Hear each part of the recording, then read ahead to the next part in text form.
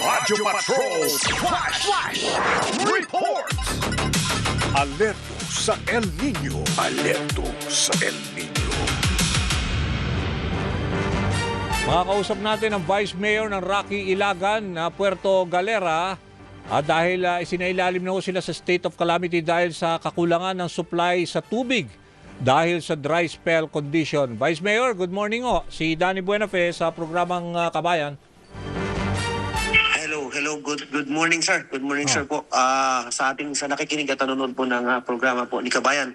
Mula po dito sa bayan ng Puerto Galera, this is the Vice Mayor Rocky Ilagan po. Good morning po, sir. Good morning. So ano ho ba ang latest so far diyan sa dry spell na medyo malaki daw ang kakulangan ng supply ng tubig?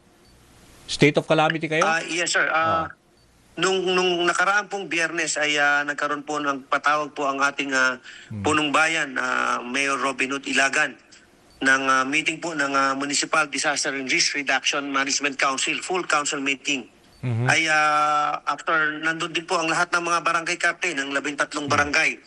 At after evaluation po and validation po ng sitwasyon ng patubig ay talagang 10 out of the 13 barangay po ang talagang kulang po ang supply ng ating patubig. Bunsod na rin po yan ang lumalalang kondisyon sanhi po ng El Nino at dumadaming consumer dito sa bayan ng Puerto Galera ay talagang minarapat po at napagdesisyonan po ng buong council na ideklara ang bayan ng Puerto Galera na under state of calamity. Maikli lang, Vice Mayor Rocky, pag sinabi mong 10 out of 13 na mga barangays ang malaki ang kakulangan sa tubig, mga ilang katao yan, maapektuhan? At saka kailan? Humigit kumulang po tayo sa mga 25,000 katao po ang apektado po dito sa pagkakaroon po ng ganitong klase ng problema sa patubig ng kakulangan. Okay. Alam niyo po, ang aming tubig po ay, ang source po ng tubig namin ang gagaling po lahat sa bundok. Natural spring water po kami, surface water.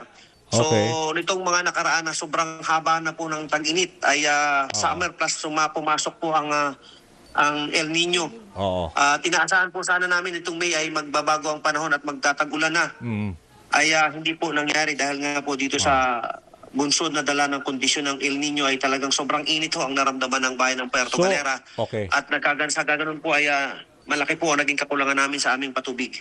Vice Mayor, pag sinabi yung 25,000 ang apektado ng mga individuals dyan, more or less kailan ho mag-i-start para dun sa mga nakikinig ng mga taga Puerto Galera, kailan mag-start at saka how long will this be for them?